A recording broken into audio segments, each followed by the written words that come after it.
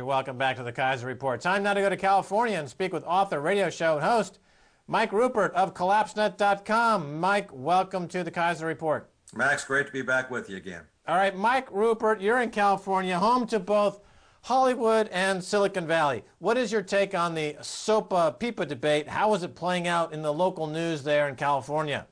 Clearly in California, my take is that the press and the people perceive that SOPA and PIPA are in dire straits, and I don't think there's much hope to resurrect these bills. The opposition has been pretty uniform.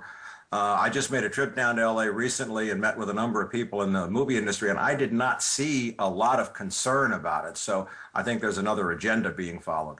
Right. Well, clearly it's an assault on Hollywood. There's a venture capital firm now coming out and saying kill Hollywood with new ventures that will undermine the Hollywood copyright cartel. It's an assault on freedom of speech. And there's a bit of a civil war because the technology is in Northern California, the content copyright cartel is in Southern California. But is it just the sunshine and the dope and the drugs that make them impervious to what's going on?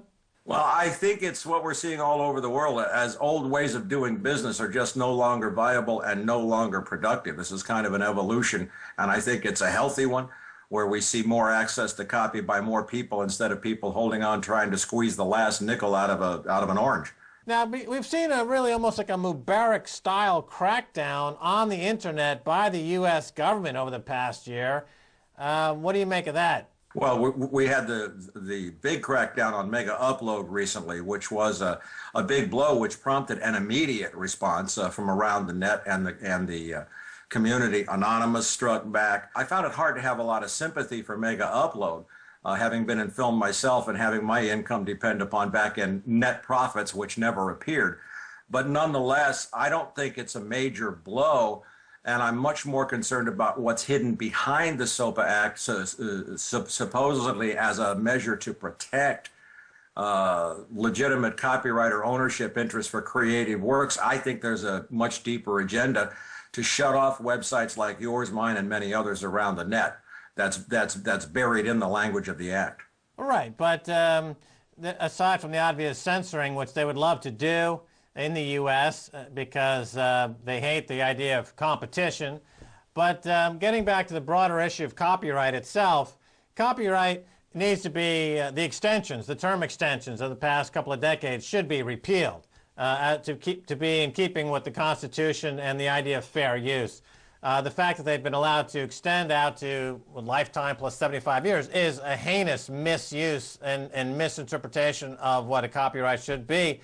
Do you fall in that camp, or do you see it differently? Absolutely. I think that, we live in an era of shortages, and one of the big shortages out here is access to good, reliable, critical information by large numbers of people who can benefit from it, and this is a choke on that. Okay, so as a content creator yourself, you're weighing the benefits of perpetual copyright, as Lawrence Lessig would call it, versus open, free communications, and you feel that the free communications and uncensored communication far outweighs in terms of importance, in terms of then protecting a couple of 100,000 filmmakers and porno makers in L.A. Now, the National Defense Authorization Act, the NDAA, has also making its way through Congress at the same time as SOPA. Are these two related? Do you see any relationship? Well, indeed, in that both are serious assaults on basic liberties protected by the Bill of Rights and the U.S. Constitution.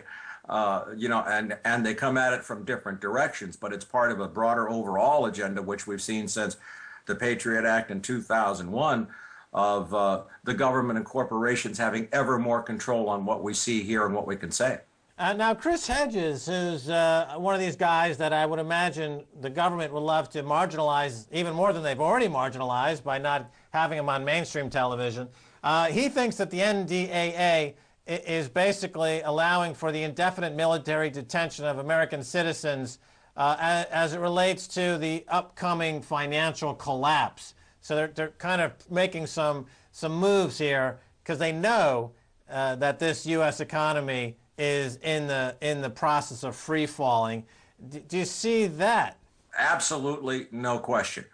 there has been, and we've been tracking this at CollapseNet for well over a year now, as this tightening down has taken place, and we saw it with the Occupy movement, also in which I was deeply involved. That the government, whether through Homeland Security or other parts of the federal government and state governments, are doing everything they can to choke off and preemptively prepare for what they know is going to be civil unrest. And I also think they're trying to stir it up themselves so that they can take advantage of it with a brutal crackdown. So now earlier we were reporting on India circumventing U.S. sanctions on Iran by using rupees to buy oil. This follows on similar news from China and Russia. These big trading blocs are bypassing the dollar completely and shunning the dollar as world reserve currency. And of course, that's one of the keys for the American empire to continue. If that goes, then the U.S. loses that seigniorage on having the global currency, and it's another nail in the coffin. Does it make any sense for that policy in the U.S.? Well, clearly what's happened here, and I think the United States is really getting pushed back severely on all fronts. What if the U.S. gave an oil embargo and nobody came? And that's exactly what happened. China, Japan, Korea, India have all said, no, we're going to continue to buy Iranian oil. And in fact, Chinese purchases of Iranian oil have gone up 30% in the last year, which is confirming for the basic theory and concept of peak oil. There is no place to go to replace Iranian oil. The Saudis cannot up production. Now, what's happening with this, and you're absolutely right, is we're seeing major moves, sometimes on an ad hoc quick basis, but I think some are more orchestrated, as in the Far East, where there's a dollar-free zone, for nations clearly to liberate themselves from the dollar-denominated trap that's there. And those moves, I think, are taking place very quickly, and I think what we're seeing now is only going to accelerate that. There's clearly a shift of economic power away from the West, Europe and the U.S. obviously in decline, with, relatively speaking, China more ascendant, more powerful. Certainly they have a lot of cash and a lot of power. So I think that all these moves by the West, detached from reality as they usually are just accelerating the decline of Western economic power and influence.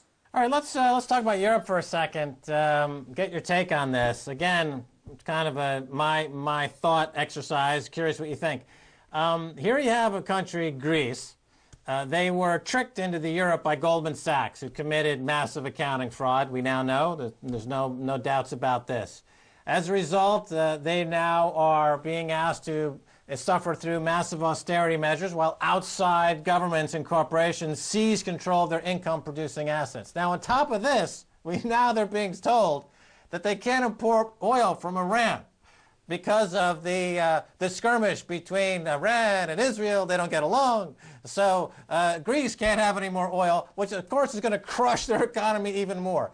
Who decided that Greece suddenly had to go the way of all flesh and be terminated? Why is Greece? How did that happen? It's the same bunch of idiots that have been running everything else. But I noticed in the stories today, and it's big breaking news, that the EU has supposedly banned Iranian oil imports.